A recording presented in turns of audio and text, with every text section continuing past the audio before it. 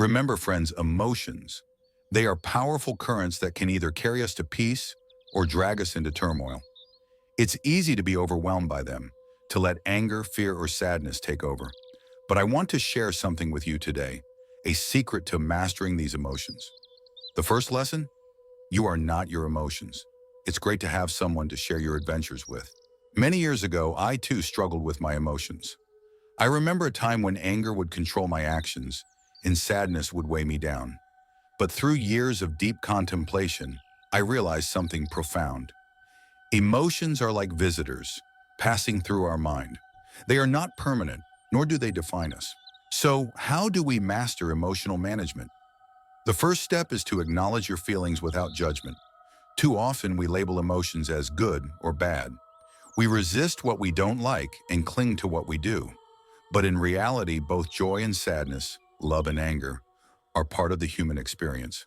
Trying to resist emotions only gives them more power over us. Instead, accept them as they are, temporary guests in your mind. Once you acknowledge your emotions, the next step is to create space between feeling and reaction. This is where mindfulness comes in. Mindfulness is the art of observing your emotions without becoming consumed by them. It's the ability to take a step back and breathe. When you feel anger rising, for instance, pause. Take a deep breath. Notice the heat in your chest, the tightness in your fists. Instead of reacting, simply observe. By giving yourself that space, you allow your mind to cool and you regain control over your actions. Let me share a story from my own journey. Once, during a heated discussion, I felt my anger bubbling up.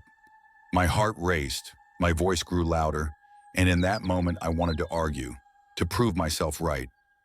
But then I remembered the river. I took a deep breath and stepped back, both physically and emotionally. And in that moment of silence, I realized it wasn't my anger speaking, it was my ego. By stepping away from the emotion, I found clarity. The argument wasn't worth my peace, so I chose not to engage. And that, my friends, was freedom. You see, emotions are signals. They tell us something about our inner world, but they don't have to control our actions. When we manage our emotions, we create harmony within ourselves and in our relationships with others. Now, I want you to reflect for a moment. What emotions are you holding on to right now? Is it anger, sadness, fear? Whatever it may be, take a deep breath and let it go. In this moment, you have the power to release it. Remember, you are not your anger. You are not your sadness. You are the observer, and the observer is always at peace. Before I go, let me leave you with this. Life will always present us with challenges, and emotions will always rise and fall like waves. But if you can learn to surf those waves rather than drown in them, you will find a peace that is unshakable. Start with small steps.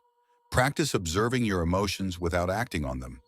Use your breath as an anchor, and over time, you will notice a transformation, not only in how you feel, but in how you live. Thank you for joining me today. May you find peace in every emotion you encounter. If this message resonates with you, take a moment to reflect on your emotions today. How can you apply mindfulness in your daily life? Let me know in the comments and share this video with anyone who might benefit from a little emotional peace. And of course, if you'd like more wisdom on inner peace and personal growth, subscribe and join our journey together. Thank you.